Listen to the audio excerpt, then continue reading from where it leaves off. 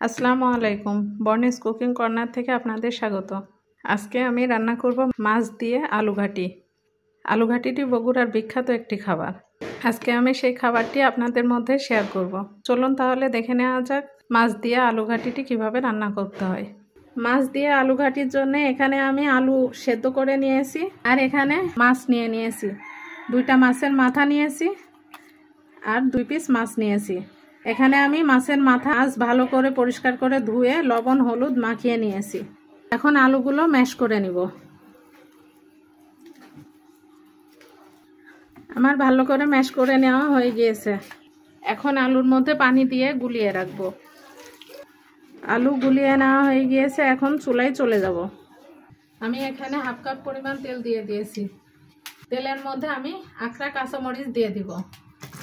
মরিচ হালকা ভাজা হয়ে আসলে এর মধ্যে 1/2 কাপ পরিমাণ পেঁয়াজ কুচি দিয়ে দেব। এখন পেঁয়াজ আর মরিচ লাল করে ভেজে নিতে হবে। পেঁয়াজ হয়ে গিয়েছে, এখন আমি মাছগুলো দিয়ে দিব।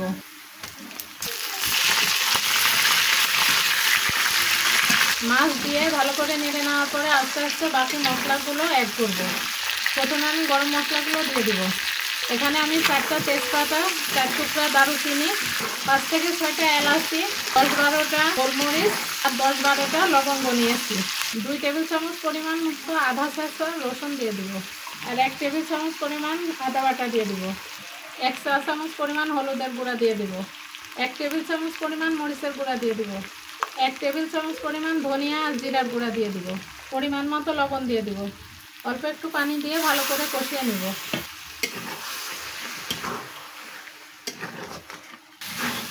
মাছ কষিয়ে নেওয়া হয়ে গিয়েছে, এখন গুলিয়ে রাখা আলু দিয়ে দিব।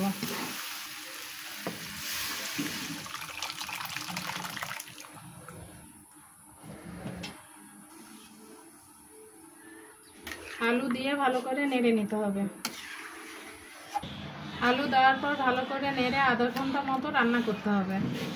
আমি এখন ঢাকনা দিয়ে ঢেকে আধা ঘন্টা মতো রান্না করব। এই আলু ঘাটিটা যত সময় ধরে রান্না করা যায় ততই স্বাদ বৃদ্ধি পায়।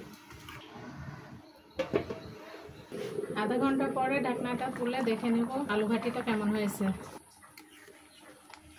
আমার আলু ঘাটি রান্নাটা কমপ্লিট হয়ে গিয়েছে। এখন ভাজা গরম মশলার গুঁড়া ছড়িয়ে দিয়ে আমি নামিয়ে নেব।